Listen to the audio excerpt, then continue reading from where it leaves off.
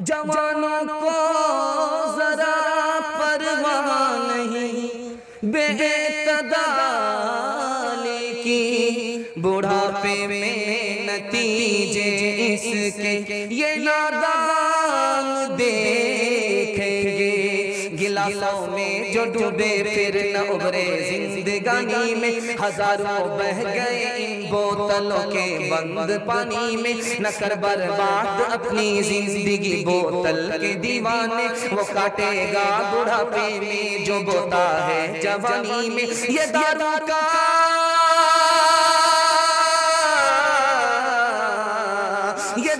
का पियाला मौत का कड़वा पियाला है। मिला है जहर शरबत में, छुपी है आग पानी में। मिला है जहर शरबत में, छुपी है आग पानी में। बिल्कुल ताज़ा पैगाम रमजान सामने है। अगर आपकी ने इसकी हिफाजत कर ली तो अल्लाह रमजान की हिफाजत फरमा लेगा। आप लोग मुकम्मल तैयार यहाँ से लेकर के वहां तक हाथ उठाइए इंशाअल्लाह। 3 मुताला मैं आपके सामने लेकर के आ रहा हूँ। नमाज अल्लाह के लिए, फिर अल्लाह ने रोजे के लिए क्यों कहा रोजा मेरे लिए? इसका राज क्या? रमजान में शैतान कैद है फिर भी गुनाह होता है, इसकी वजह क्या है? और आदमी छोटा बच्चा रोजा रख लेता है, बच्चे का बाप रोजा क्यों नहीं रखता? ये राज आपको बता रहा हूं। बिल्कुल 3 मिनट में ये मुताला पास हो रहा है। अल्लाह आपके रमजान को कबूल फरमाए, इस दुनिया की सरबुलंदी आखिरत की सरफराजी अता फरमाए। अल्लाह ने कहा रोजा मेरे लिए, जबकि नमाज भी अल्लाह के लिए। पहला मतलब हम नमाज पढ़ते हैं अल्लाह के लिए, गैर मुस्लिम नमाज पढ़ते हैं देवी देवता के। हम ज़कात देते हैं अल्लाह के लिए, गैर मुस्लिम दान खैरात करते हैं देवी देवता के लिए। हम कुर्बानी देते हैं अल्लाह के लिए और गैर मुस्लिम बलि देते हैं देवी देवता के लिए। एक काम जो हम करते हैं वो नहीं करते, हम अपने खुदा के लिए रोजा रखते हैं, वो रोजा नहीं रखते, इसलिए अल्लाह ने फरमाया रोजा मेरे लिए। दूसरी बात को जरा ध्यान में रखिएगा, आदमी हज में गया है, वापिस आया, लोग हाजी कह रहे हैं, रियाकारी हो सकती है। नमाज पढ़ रहा, लोग नमाजी कह रहे हैं, रियाकारी हो सकती है। और आदमी सदका खैरात कर रहा, लोग सखी कह रहे हैं, रियाकारी हो सकती है। एक अमल है जिसमें रियाकारी नहीं होती, वो है रोजा, इसलिए अल्लाह ने फरमाया रोजा मेरे लिए। तीसरी बात को जरा ध्यान में रखिए, आदमी मक्का जा रहा, अपनी आंख से काबे को देख रहा, अपनी आंख से मदीने को देख रहा है, मजार। आदमी आया है नमाज पढ़ने के लिए, समधी से मुलाकात हो रही है, दोस्त से मुलाकात हो रही है, मजा आ रहा। आदमी दूसरे के ऊपर सदका कर रहा है, वो तारीफ कर रहा है, मजा आ रहा। लेकिन एक काम है जिसमें मजा नहीं आता, मजा किरकिरा जाता, भूखा रहने में, प्यासा रहने में, रोजा रखने में, इसलिए अल्लाह ने फरमाया रोजा मेरे लिए। एक अहम बात को जरा ध्यान में रखिएगा, हमारा खुदा खाता नहीं है, हमारा खुदा पीता नहीं है, हमारे खुदा को बीवी की हाजत नहीं है। और रोजे में क्या होता है गौर करके देखिए, खुदा का बंदा खा नहीं रहा, खुदा का बंदा पी नहीं रहा, खुदा के बंदे को बीवी से हाजत नहीं है। क्या मतलब हुआ? ऐ मेरे खुदा, मैं तेरी नकल उतार रहा, तू खाता नहीं, मैं भी नहीं खाता, तू पीता नहीं, मैं भी नहीं पीता, तुझे बीवी की हाजत नहीं, मुझे बीवी की हाजत नहीं। खुदा कहता है कि मेरा बंदा मेरी नकल कर रहा है, रोजा मेरे लिए। आखिरी मुताले को जरा ध्यान में रखिएगा, जब खुदा का बंदा नमाज पढ़ करके आएगा तो फरिश्ते के हाथ से बदला मिलेगा। खुदा का बंदा हज करके आएगा, फरिश्ते के हाथ से बदला मिलेगा। ज़कात दे करके आया है, फरिश्ते के हाथ से बदला मिलेगा। लेकिन जब रोजा रख करके आएगा, सुन करके बड़ा ताज्जुब होगा, किसके हाथ से बदला मिलेगा? खुद खुदा के हाथ से बदला मिलेगा, इसलिए अल्लाह ने फरमाया रोजा मिलेगा। अब एक राज की बात को सुनिए, रमजान में शैतान कैद है फिर भी गुनाह हो रहा, ये राज मैं आपको बता रहा हूँ। बड़ा शैतान कैद है, छोटा शैतान आजाद है, 58-54 की वजह से गुनाह हो रहा। दूसरा मतलब बताया कि दोनों शैतान कैद है, छोटा बड़ा दोनों, लेकिन नफ्स आजाद है, इसकी वजह से गुनाह हो रहा। तीसरी वजह बताई कि नफ्स तो खुद मुर्दा हो चुका है, टूट चुका है रोजा रखने की वजह से, फिर कैसे गुनाह होता? नफ्स के असर से गुनाह। आपने देखा होगा लोहार है, भाती चलाता, लोहा गर्म होता है, बगल में पानी होता है, गर्म लोहे को पानी में डालता, छन से बोलता, और उसके बाद जब लोहे को पानी से निकालता, उस पर हाथ रखता तो लोहा गर्म रहता कि नहीं रहता? जबकि पानी से निकला बिल्कुल ठंडा होना चाहिए, लेकिन ठंडा नहीं होता, थोड़ा बहुत गर्म रहता है। 11 महीना गुनाह में गुजरा है, इसलिए रमजान आया, रमजान में भी गुनाह हो रहा है। अब आखिरी बात आपको बताने के लिए जा रहा हूं, ये छोटा बच्चा है, रोजा रख लेता है, लेकिन बच्चे का बाप रोजा नहीं रखता। ये राज क्या? छोटा बच्चा है, हिम्मत किया, हिम्मत के साथ खुदा होता, मुश्किल काम आसान हो जाता। छोटे बच्चे ने हिम्मत किया, हिम्मत के साथ रोजा रखना आसान हो गया। और बच्चे का बाप हिम्मत हार गया, इसलिए रोजा रखना उसके लिए मुश्किल हो गया। वो क्या कहता है, 15 घंटे का रोजा होगा, गर्मी का दिन होगा, मेरे बाप से नहीं होगा, मैं रोजा नहीं रख सकता। इंसाफ से बताइए, आप जो रोजा रखते हैं सही खा करके रखते हैं कि नहीं रखते? खा लेते हैं, पी लेते हैं, पेट में दाना रहता है सुबह तक, आपको भूख प्यास नहीं लगती, उसके बाद काम धंधा करके आए, गुस्ल कर लेते हैं, पूरा बदन ठंडा हो जाता है, भूख प्यास नहीं लगती, उसके बाद सो जाते हैं, आंख खुलती है, असर का वक्त हो जाता है, अब भूख लग रही है, प्यास लग रही है। अल्लाह के बंदे कितनी देर का रोजा, हिम्मत करो रोजा रखना। और हिम्मत चोरों को देखिएगा, जब शाबान खत्म होता है तो एक पोटली दवाई रख लेते हैं अपने सामने।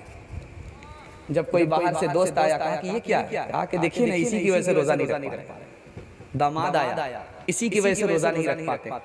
ये बहाना दुनिया से चलेगा, खुदा से नहीं चलेगा।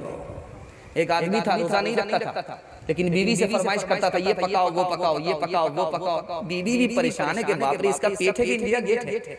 कितनी फरमाइश करता है कि जोहर से लेकर के खाना पकाने के लिए बैठी हूँ, खत्म ही नहीं हो पा रहा।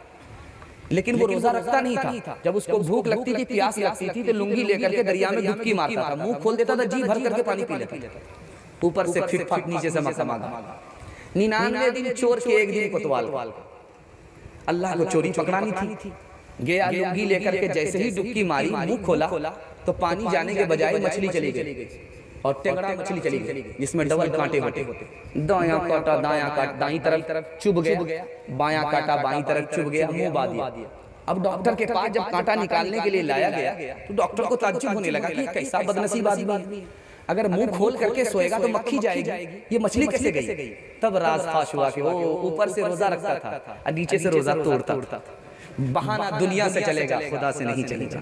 इंशाअल्लाह मुकम्मल रोजा रखेंगे, चोरी का रोजा नहीं होगा, हाथ रहिए इंशाअल्लाह। कोठी पर चढ़ करके रोजा रखेंगे, हाथ रहिए इंशाअल्लाह। न चित कर सके नफ्स के पहलवान को, तो यूं हाथ पांव में ढीले न डाले। न चित कर सके नफ्स के पहलवान को, तो यूं हाथ पांव में ढीले न डाले, तो यूं हाथ पांव में ढीले न डाले। अरे उससे कोश्ती तो है उम्र भर की, कभी वो दबा ले, कभी तू दबा ले। तेजी के साथ निकल गया नमूना। बस आखिरी पैगाम आपको देने के लिए जा रहा हूँ। फरमाइश थी कि गैर मुस्लिमों के हवाले से भी पैगाम आ जाए। जवान लोग, आप लोग पैगाम सुनने के लिए अगर तैयार हैं तो दोनों हाथ उठा दिए इंशाअल्लाह। मैं आपको 3 नसीहत करता हूँ, बिल्कुल खड़े खड़े, टाइम पास नहीं कर रहा हूँ। आप जिना छोड़ दीजिए, मोबाइल छोड़ दीजिए, ये गलत फिल्म, ये डांस, ये डीजे, इसको आप छोड़ दीजिए, और दारू छोड़ दीजिए। मैं गारंटी लेता हूँ दुनिया आपके पीछे होगी, आपका हाल खुशहाल होगा, आपका मुस्तकबिल रोशन होगा। दुनिया आपके पीछे होगी, दुनिया आपको पीछे नहीं कर पाएगी। हाथ रहिए इंशाअल्लाह, दारू नहीं पिएंगे। ये तो वो लोग हैं जो दारू पीते ही नहीं, वो लोग हाथ रहिए जो दारू पीते हैं, इंशाअल्लाह दारू नहीं पिएंगे। खैर, एक चोर की चोरी पकड़ी गई है, ध्यान दीजिएगा। मैं आपको बता रहा हूँ, राज की बात बता। बहुत खूबसूरत जवान था, बहुत खूबसूरत जवान, बहुत बदसूरत औरत से उसने जिना कर लिया, उसको हमल हो गया। मांगने चाहने वाली पागल औरत, जो बिल्कुल टीचर फटीचर गंदी सड़ी हुई औरत थी, उसको हमल हो गया। बादशाह ने उसकी हालत को देख करके कहा, बात वजीर को बुलाया, कहा कि जरा पता करो किस नालायक जवान ने इसके साथ इतनी गंदी हरकत किया। वजीर आया, कहा हुजूर कोई और नहीं है, आपके महल में जो अमीर मुंशी है, जो सबसे खूबसूरत जवान है, उसी ने ये हरकत की। कैसा कैसे हो सकता है, तुम झूठ बोलते हो, इतना खूबसूरत जवान इतनी बदसूरत औरत से जिना कर लेगा, हो नहीं सकता। कहा हुजूर अगर आपको यकीन नहीं है तो पराबीत में बुला कर, उसने पराबीत में बुलाया, उसने इकरार कर। अब बादशाह ने वजीर के सर पर हाथ रख करके पूछा कि बेटे ये बताओ तुम्हें पता कैसे लगा कि इसी ने ये काम किया। कहा कि हुजूर ये अमीर मुंशी था, हिसाब जारी लिख रहा था, और पहले वो दवात रोशनाई वाला कलम चलता था। पानी लेने की जरूरत थी, जब दवात खत्म हो, रोशनाई खत्म हो जाती, इसको पानी लेने की जरूरत थी, और ये नाली के किनारे हिसाब किताब लिख रहा था। तो ये शाही महल में नहीं आया, साफ सुथरा पानी लेने के लिए नहीं आया, बल्कि उसी नाली का पानी उठाया और रोशनाई कलम में भर लिया। मैंने इससे अंदाजा किया जिसका दिल इतना गंदा होगा वही ऐसी गंदी हरकत कर सकता है। अगर आप मोबाइल देखेंगे, डीजे के पीछे रहेंगे, फिल्म बाज होंगे, आपका दिल गंदा हो जाएगा। ऐसी गंदी हरकत आपसे होगी कि जमाना आपके ऊपर थूकेगा। आप कहते हैं मोबाइल से क्या होता है, डीजे से क्या होता है, दिल गंदा हो जाता है। दिल सिया हो जाता है, दिल सख्त हो जाता है, बेशरम और आदमी बेहया बन जाता है। वक्त अलग बर्बाद होता है, पैसा अलग बर्बाद होता है और सेहत अलग बर्बाद होती है। आदमी का सब कुछ वापिस हो जाएगा, लेकिन जो वक्त चला गया वो कभी वापिस नहीं आएगा। आप कान खोल करके सुन लीजिए, डीजे के पीछे मत जाइए और मोबाइल के पीछे मत जाइए, वरना आपकी जिंदगी तबाह हो। दूसरा नमूना आपकी खिदमत में लेकर के आ रहा हूं, ज़िना छोड़ दीजिए। मैं गारंटी लेता हूं आपकी तरक्की को कोई रोक नहीं सकता। एक जवान आया, या रसूल अल्लाह, मैं कलमा पढ़कर मुसलमान होना चाहता हूं। शौक से पढ़ो, मेरी एक शर्त है, मैं ज़िना करता हूं, उसकी इजाजत चाहिए। लोगों को बड़ा ताज्जुब हुआ, कैसा बेशरम जवान है, कलमा भी पढ़ना चाहता है, ज़िना की इजाजत भी मांग रहा है। अल्लाह के रसूल हकीम की हिकमत से बात किया, अक्लमंद से अकल से बात किया, करीब है जवान, कलमा पढ़ो, मैं इजाजत देता हूँ। जवान खुश हो गया, बात साफ, मुसलमान भी हो जाता हूँ और ज़िना की इजाजत भी मिलेगी। अल्लाह के रसूल ने कहा, चार औरत को छोड़ करके जिससे चाहो मुकाला करो। वो किसी की माँ ना हो, वो किसी की बेटी ना हो, वो किसी की बीवी ना हो, वो किसी की बहन ना हो। या रसूल अल्लाह, आप इजाजत दे रहे हो या जाल में फंसा रहे हो? इसके बाद तो कोई औरत ही नहीं बचती है। तो अल्लाह के रसूल ने कहा, जवान गौर करो, तुम जिसके साथ मुंह काला कर रहे हो वो किसी की माँ है। तुम्हारी माँ के साथ कोई मुंह काला करे, उसको दुनिया में नहीं रहने दोगे। तुम्हारी बेटी के साथ कोई मुंह काला करे, उसको फांसी पर चढ़ा दोगे। तुम्हारी बहन और बीवी के साथ कोई मुंह काला करे, उसको मिटा दोगे। लेकिन याद रखो, तुम जिसके साथ मुंह काला कर रहे हो वो भी किसी की माँ है, वो भी किसी की बेटी है, वो भी किसी की बहन है, वो भी किसी की बीवी है। तीसरी और आखिरी मिसाल आपके सामने लेकर के आ रहा हूं। औरत ने जवान को कमरे में बुलाया, मुस्तदरक हाकिम किताब है हदीस की, उस किताब में लिखा, औरत ने जवान को बुलाया, दरवाजा बंद कर दिया, कहा कि 3 गुनाह में से 1 गुनाह करना पड़ेगा वरना आबरू चली जाएगी। सूअर खाना पड़ेगा, शराब पीनी पड़ेगी, लड़के को कत्ल करना होगा, मुझसे जिना करना। अब ये जवान सोच रहा है कि आबरू बचानी है तो करना क्या होगा। सूअर खाऊंगा ये बड़ा गुनाह है, कत्ल करूंगा ये बड़ा गुनाह है, जिना करूंगा बड़ा गुनाह है, ऐसा करता हूं दारू ही पी लेता हूं। सबसे छोटा गुनाह उसने दारू को समझा। एक गिलास क्या हलक के नीचे उतारा, सर पे जैसे ही नशा चढ़ता है, सूअर भी खा लिया, लड़के को कत्ल भी कर दिया, लड़की से जिना भी कर दिया। एक शराब आई, सारा गुनाह आ गया, एक शराब गई, सारा गुनाह चला गया। हाथ जोड़ करके आपसे कहता हूं, आप दारू छोड़ दीजिए, आपकी तरक्की को कोई रोक नहीं सकता।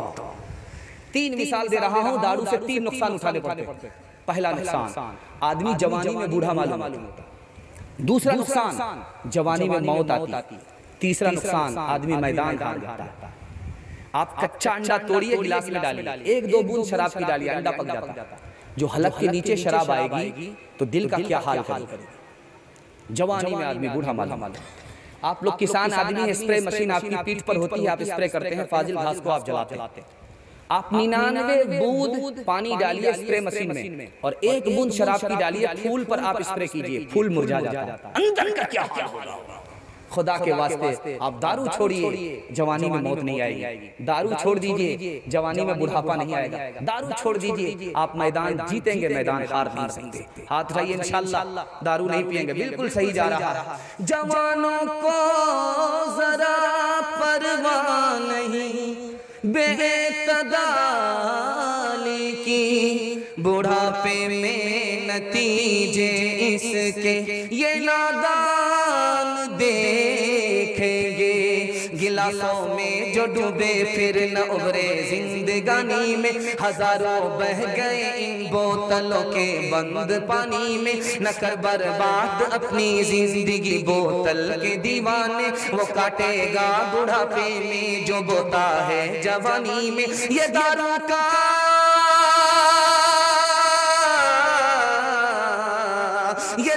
का पियाला मौत का कड़वा पियाला है। मिला है जहर शरबत में, छुपी है आग पानी में। मिला है जहर शरबत में, छुपी है आग पानी में। बस ये वादा पूरा हो गया। अब मेरे हिस्से का जलसा सिर्फ 3 मिनट का है। मैं गैर मुस्लिमों के हवाले से सुनाता हूँ और खत्म करता हूँ। आप लोग सुनने के लिए मुकम्मल तैयार है? हाथ उठाइए इंशाअल्लाह। अल्लाह आपको जज़ाए खैर दे। मैं तो हिम्मत हार करके बैठ गया था कि आप लोग इतनी देर तक जलसा नहीं सुनेंगे। मुताले का बोझ आपके सर पर डालूंगा, आप आसानी से उठा लेंगे। मोहब्बत की बात थी इसलिए आपने आसानी से उठा लिया। अल्लाह आपको जज़ाए खैर दे, आपको कबूल फरमाए, बाल बच्चों को कबूल फरमाए, आपके हाल को खुशहाल फरमाए, मुस्तकबिल को अल्लाह रोशन फरमाए। ध्यान दीजिएगा, गैर मुस्लिम के हवाले से आखिरी पैगाम मैं अपने हिस्से का ला रहा हूँ, ध्यान से सुनिए। गैर मुस्लिम अपने मजहब का बहुत पक्का होता, उतना पक्का अगर हम हो जाए तो हमारा काम ही बन जाए। ख्वाजा निजामुद्दीन फरमाते हैं कि गैर मुस्लिम अपने मजहब का बहुत पक्का होता है। गौर करके देखना, एक गैर मुस्लिम था, सोमनाथ जा रहा मूर्ति पूजा के लिए, लेकिन सर के बल नहीं, सीने के बल चल करके जा रहा। पैर मौजूद है, पैर से नहीं चल। अब मुसलमान ने पूछा कि भाई तुम सीने के बल जा रहे हो, पैर तुम्हारा मौजूद है, काम कर रहा। कहा क्या करूं, मोहब्बत की बात है, जब से इस मूर्ति को मैंने जान दिया है तो मैं सीने के बल चल करके आता हूं, पैर से। दूसरी मिसाल दे रहा हूं, ध्यान से सुनिएगा। एक बरहमन था, अमीर था, गरीब हो गया। उसका दोस्त आकर के मिला, क्या हाल है? बहुत अच्छा। का झूठ बोलते हो, अच्छे तो जब थे जब तुम्हारा सब कुछ था, अब तो सब कुछ लुट गया, अच्छे कैसे हो? तो उसका जवाब सुनिए, मजहब का कितना पक्का होता है। मेरा जीनू मेरे पास है, सब कुछ खत्म हो गया, मेरा धर्म तो मेरे पास है।